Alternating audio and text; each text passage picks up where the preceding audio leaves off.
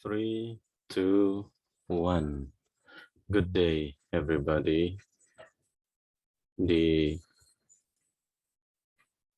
podcast kali ini, ya, saya mau coba jelaskan tentang dasar-dasar meningkatkan IELTS, ya, atau TOEFL. Dan tentu ini berguna untuk meningkatkan kemampuan bahasa Inggris secara menyeluruh. Kita tahu bahwa di IELTS ada kriteria yang sangat penting yang dinilai untuk melihat kemampuan speaking dan juga melihat kemampuan writing, yaitu grammatical range and accuracy. Grammatical range, ya, tentu kita perlu show off, ya, ketika kita tes writing dan juga tes speaking. Show off artinya kita harus pamer kemampuan grammar yang kita miliki. Ya, tentu tidak sekedar pamer. Ragam tata bahasa yang kita gunakan harus akurat. TOEFL juga demikian. Untuk TOEFL yang sangat umum, ya, yang digunakan untuk memprediksi, TOEFL misalnya yang murah meriah, ya, hanya 100.000, 150.000 di berbagai tempat-tempat kursus, itu terbagi menjadi 3 bagian. Pertama, structure and written expression. Nah, ada structure di sini. Tentu ini berkaitan dengan grammar.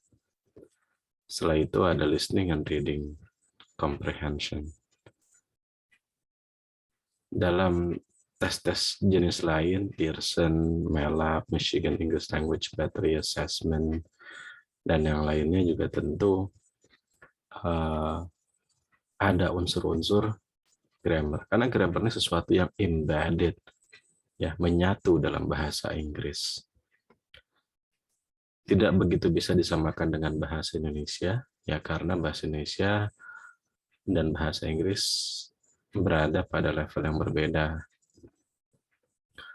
Sebelum lanjut, jika kalian butuh materi-materi ini, ya, cara meningkatkan IELTS, TOEFL, bagaimana bisa meningkatkan bahasa Inggris secara otodidak, secara mandiri melalui tutorial misalnya, ya, boleh bantu dukung, ya, dengan subscribe, aktifkan lonceng notifikasi, like, dan juga bisa dibantu untuk share.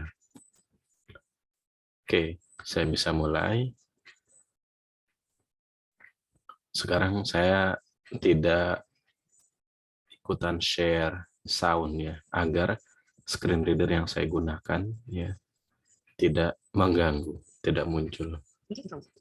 Oke, hari ini kita belajar tentang verbs and tenses.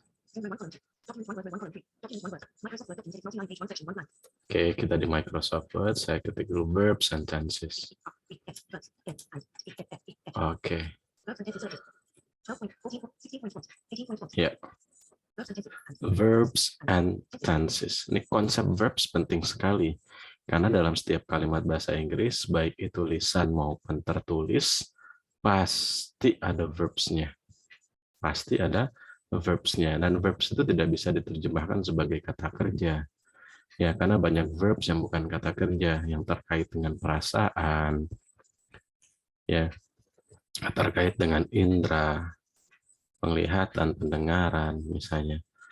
Jadi verbs itu tidak selalu kata kerja. Makanya mungkin bisa kita setarakan dengan predikat saja.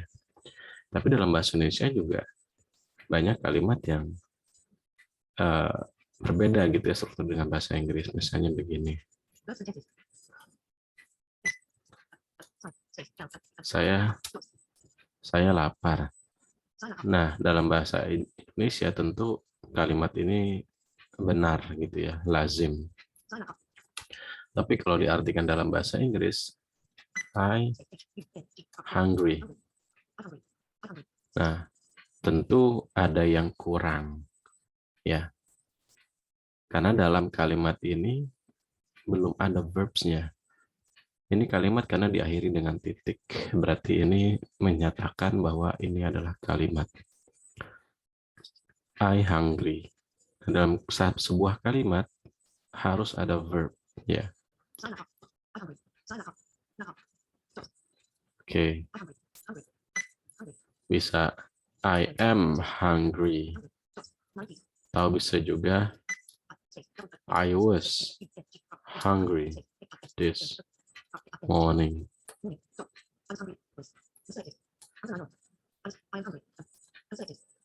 Oke, selalu ada verb. Lalu kemudian I felt so hungry an hour ago. Oke. Felt, kata kerja kedua, an hour ago, karena past tense ya. Nah, ini yang perlu dipahami. Bahwa dalam setiap kalimat bahasa Inggris, wajib ada verbs. Ya.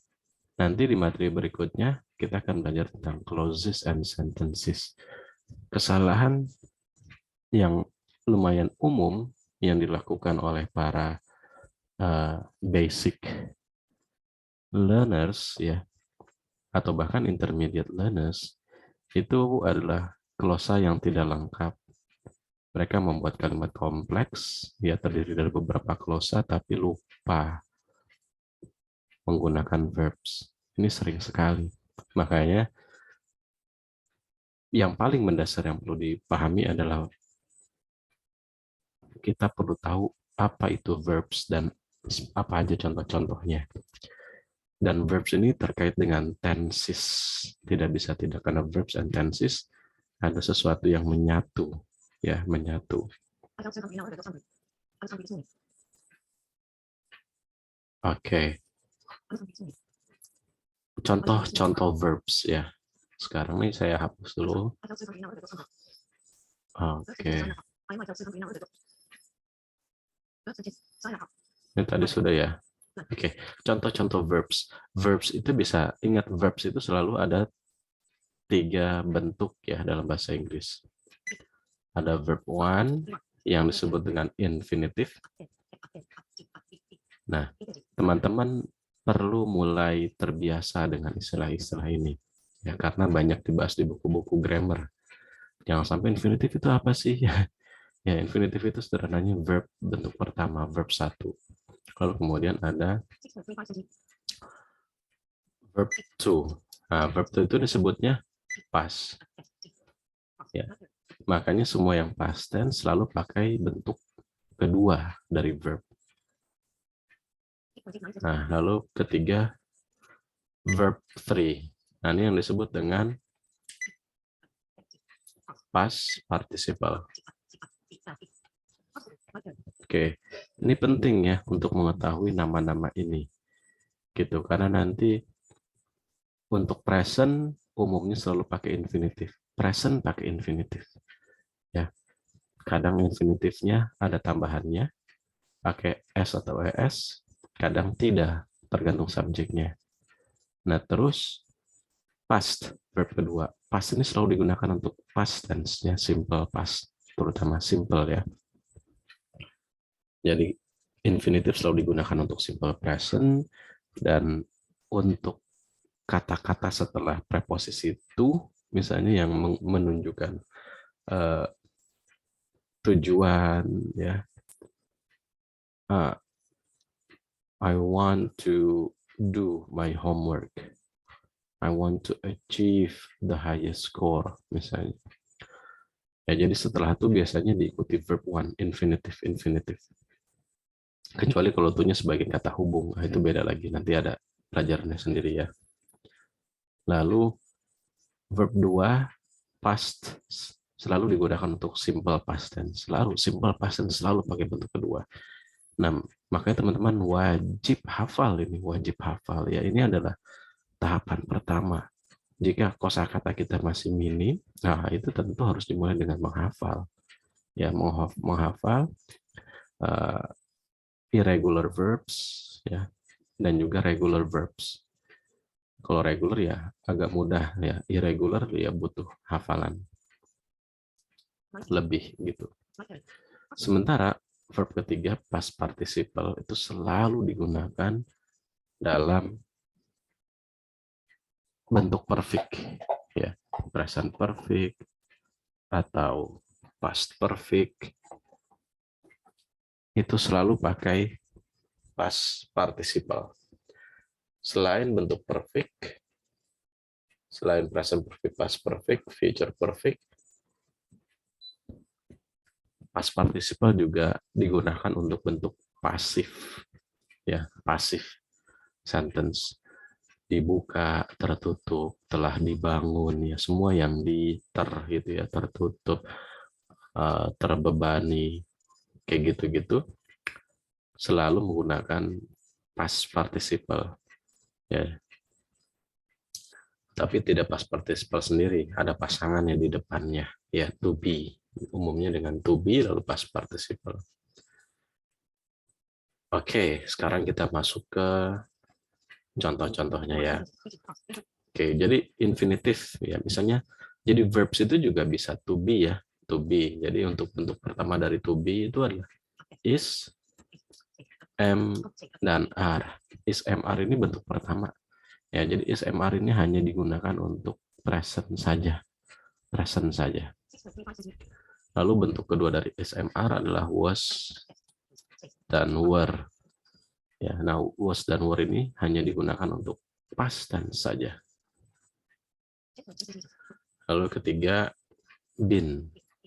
Nah, to be ketika dia dalam bentuk past participle, bentuk ketiganya is, am, are, was, were berubah jadi been. Nah, sekarang kita masuk ke verbs selain to be, misalnya go, ya, ini paling umum sekali, ya, go, verb one-nya infinitif. Bentuk keduanya adalah went. Bentuk ketiganya adalah gone, past participle-nya. Oke, dan seterusnya, ya. Silakan dipelajari dulu, boleh dihafalkan, nanti bisa cari list, ya. Nanti di internet silakan ketik list of irregular verbs, ya. Nanti di download, dihafalkan, dan juga ini juga list of regular verbs, ya, list of regular verbs. Jadi dua ini harus dihafal. Oke, sekarang kita masuk ke verbs and contoh-contoh verbs, ya. Nah, verbs dalam kalimat bahasa Inggris itu ada beberapa bentuk, ya. Contohnya was saja ini verb, were saja ini verb, is saja verb, am saja verb, are saja verb, ya. Lalu kemudian ada was running, ya, ini verb. Mungkin, nah, saya gini deh, dibuat vertikal biar terlihat. Oke. Nah, ini verb. Ini ciri-ciri verb begini, ya. Ada yang verb satu saja, ada yang bentuk to be verb ing, ya. Lalu ada yang is, taking, am.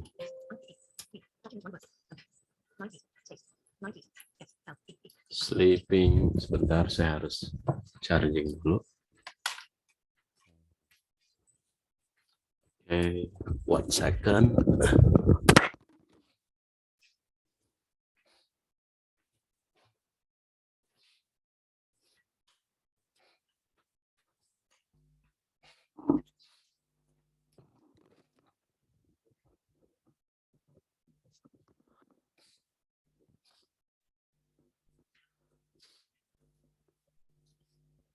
Oke, sudah terpasang chargernya. Kita cek. Oke. Lalu kemudian ada had, bought, has, cooked, have reached, ya, the will be studying, will have finished,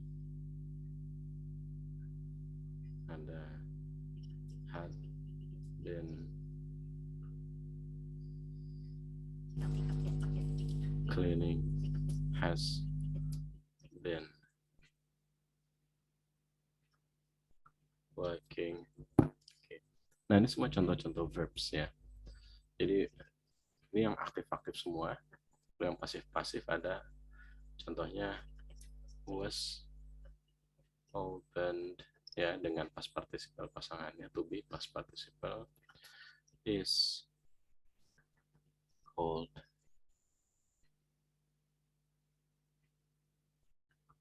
are delivered,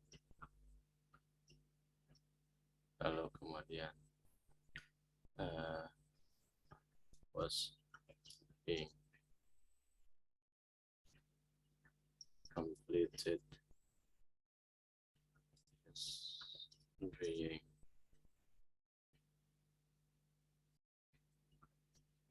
processed, has been sent, ya, had been approved, kemudian will have been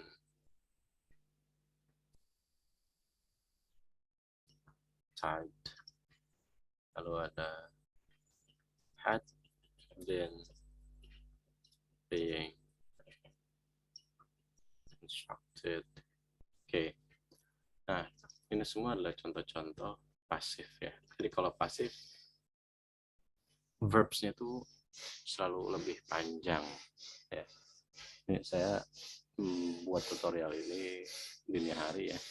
Anak saya, mohon maaf ada suara-suara bising. Biar mampet hidungnya. Oke, anyway.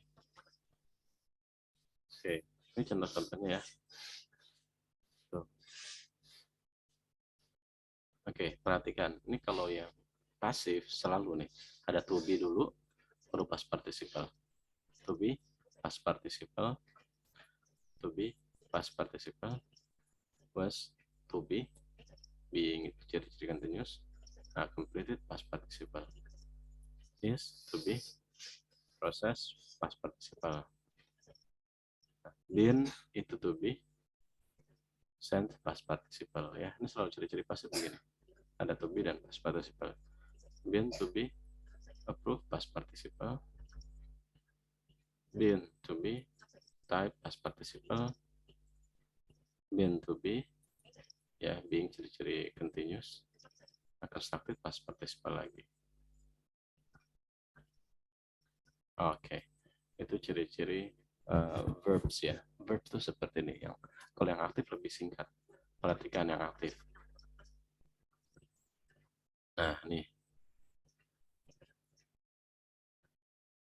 Tuh. Kalau yang aktif nih cuma was saja, to be. Were, was, were. Ini yang kalimat-kalimat nominal ya. Kalimat-kalimat kata sifat atau kata benda. Nah, nih. Nggak ada past participle-nya nih. Aktif. Ya, to be, verb A. Tuh. Nggak ada past participle. I'm sleeping, ya nggak ada past participle. Nah, ini had bought, nggak ada to be. Ya. Bought verb ketiga, tapi pasangannya dengan had. Ya, jadi di antara had sama bought ini nggak ada to be. Ya, ini ciri-ciri aktif begini. Ya, lebih singkat, biasanya cuma 2 kata. Tapi kalau di bentuk pasif, ini di antara had sama bought harus ada been. Nah, ini baru jadi pasif. Karena ciri-ciri pasif selalu pakai to be. Saya hapus. Nah, has cooked. Oke. Tuh, kalau yang aktif semua tidak, dia nggak ada to be verb 3 ya, nggak ada to be past participle. Nah, ini ada to be, tapi diikuti dengan verb ing ya, bukan past participle. Ini juga to be, diikuti dengan verb ing lagi, bukan past participle. Nah, ini masuk ke pasif. To be, past participle. Is called. To be, past participle. are delivered to be past participle, was being completed. Oh ya, wasnya to be completed past participle. Oke. Ya. Nah, ini ciri-ciri verbs. Ciri-ciri verbs yang lain yang agak unik itu ada tambahan do dan does. Ya, misalnya do not approve. Nah, ini ciri-ciri verb ya. Do-nya itu model auxiliaries tambahan. Lalu approve. Nah, ini ciri-ciri verbs. Lalu does not accept. Ya. Lalu kemudian did not remember. Nah, ini contoh lain dari verbs itu depannya ada do, does, kemudian did. Ya, ini do dan does itu adalah ciri-ciri simple present. Do, does itu untuk simple present. Tapi did itu untuk past. Ya, untuk past tense. Oke. Mungkin ini dulu untuk tutorial yang pertama ya. Kita masih bahas verbs part 1, verbs and tenses part 1. Ketemu lagi di tutorial berikutnya, verbs and tenses part 2. Ya, kita akan masuk ke ragam tenses, macam-macam tenses. Oke, I wish you a great day. See you around. Jangan lupa subscribe, aktifkan lonceng notifikasi, dan like and share. See ya.